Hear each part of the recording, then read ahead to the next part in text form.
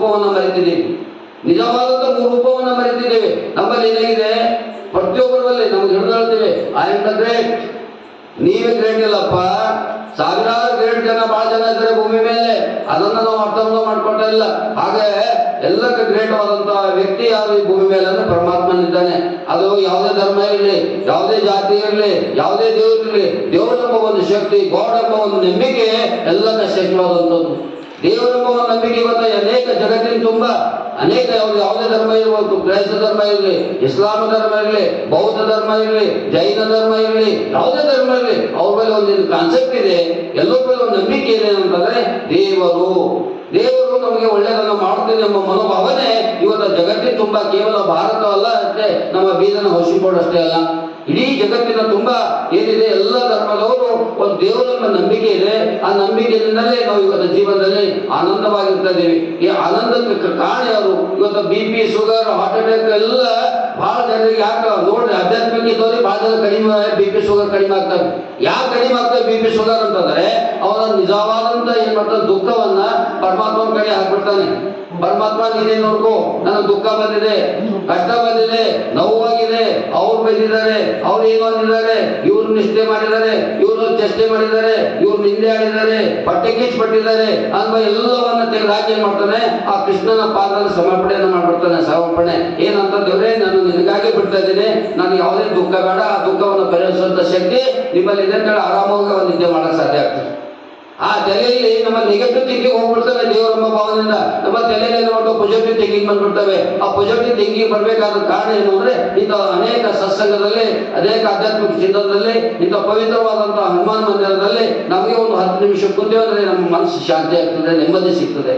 ಈ ನಿಟ್ಟಿನಲ್ಲಿ ಆ ಪರಮಾತ್ಮನ ಮತ್ತೊಮ್ಮೆ ನಮ್ಮ ಮಣಿರೋಜಿ ಸಮಯ ಮುಗ್ತಾ ಇದೆ. ನಾನು ಯಾಕಂದ್ರೆ ನಾನು ದಿನಾಲು 30 ನಿಮಿಷಗಳು ಕಾಲ ಅಷ್ಟೇ ನಾವು ಪ್ರವಚನ ಹೇಳುವಂಥದ್ದು. ಯಾಕಂದ್ರೆ ಪ್ರವಚನ ಹೇಳೋದು ನಾನು ಸ್ವಾಮಿ ಅಲ್ಲ. ಬಹಳ ಜನ ತಿಳ್ಕೊಂಡು ಸ್ವಾಮಿ ಬಂದ್ರು ಸ್ವಾಮಿ ಏನಿಲ್ಲ. ಸತ್ಯವನ್ನು ಹೇಳೋ ವಿಚಾರ ಅಷ್ಟೇ, ಆಧ್ಯಾತ್ಮ ಹೇಳೋದು ಒಂದು ಚಿಂತನೆ ಅಷ್ಟೇ.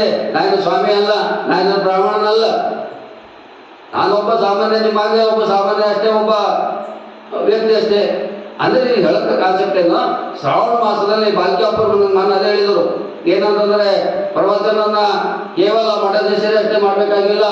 ಪ್ರವಚನವನ್ನ ಬುದ್ಧಿಜೀವಿಗಳು ಮಾಡಬಹುದು, ಶಿಕ್ಷಕರು ಮಾಡಬಹುದು, ಚಿಂತಕರು ಮಾಡಬಹುದು, ಸಾಹಿತಿಗಳು ಮಾಡಬಹುದು, ಲೇಖಕರು ಮಾಡಬಹುದು, ಯಾರೇ ಮಾಡಬಹುದು. ಒಬ್ಬ ಜ್ಞಾನಿ ಅವನು ಕೂಡ ಮಾಡಬಹುದು. ಓದು ಬರಲು ಕೂಡ ಬುದ್ಧಿಜೀವಿ ಅನುಭವಿಗಳು ಅಂತ ಹೇಳ್ತೇವೆ. ಅನೇಕ ಅನುಭವ ಸಾಹಿತ್ಯಗಳು ಬಂದಿದೆ ಗೊತ್ತಾ. ಅನುಭವ ಸಾಹಿತ್ಯವನ್ನು ನಾವು ಓದಿಲ್ಲ, ಬರಲಿಲ್ಲ, ಎಲ್ಲಿ ಕೇಳಿಲ್ಲ, ಹೇಳಿಲ್ಲ, ಆದ್ರೆ ಅನುಭವದಿಂದ ಅವ್ರು ಇಡೀ ಸಮಾಜದಲ್ಲಿ ಉದ್ಧಾರ ಮಾಡುವಂತ ಕೆಲಸ, ಅಂದ್ರೆ ಮಾನವೀಯ ಮೌಲ್ಯಗಳನ್ನು ಎತ್ತಿಡುವಂತ ಕೆಲಸ ಅನೇಕ ಸಾಧು ಸಂತರು ಶರಣರು ಯಾವ PhD ಮಾಡಿಲ್ಲ, ಯಾವ ಗುಲ್ಬರ್ಗ ಯೂನಿವರ್ಸಿಟಿ PhD ಮಾಡಿಲ್ಲ, ಅವರು ಸ್ವಯಂ PhD ಮಾಡಿದರು. ಅದು ಹೆಣ್ಮಕ್ಳಿರ್ಬೋದು, ಗಂಡು ಮಕ್ಕಳು ಇರ್ಬೋದು, ಹಿರಿಯರಿರ್ಬೋದು, ಅವ್ರು ಸ್ವಂತ ಬಂದಂತ ಅನುಭವ ತ್ಯಾಗದಿಂದ ಅವರು ಸಮಾಜವನ್ನ ತಿಳಿಸುವಂತ ಒಂದು ಶಕ್ತಿಯನ್ನು ಅವರು ಇದ್ದಿದ್ರು. ಹೀಗಾಗಿ ಬಹಳ ಜನ ತಿಳ್ಕೊಂಡ್ರೆ MA PhD ಮಾಡಿದವರು ಹೇಳ್ಬೇಕಂತಲ್ಲ, ಮಠಾಧೀಶರು ಕಾಯ್ದೆಯಿಂದ ಹೇಳ್ಬೇಕಂತಲ್ಲ, ಎಲ್ಲರೂ ಹೇಳ್ಬೋದು, ಎಲ್ಲರೂ ಕೇಳ್ಬೋದು.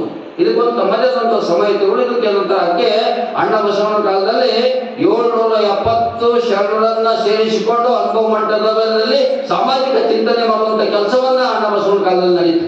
ಬಸವಣ್ಣವ್ರು ಹೇಳಿದ್ರು, ನೀ ಆ ಮಠ ಏನೋ, ಈ ಮಠ ಏನೋ, ನೀನು ಓದಿದೇನೋ, ಬರ್ದಿದೇನೋ ಯಾವಾಗೂ ಕೇಳಿಲ್ಲ.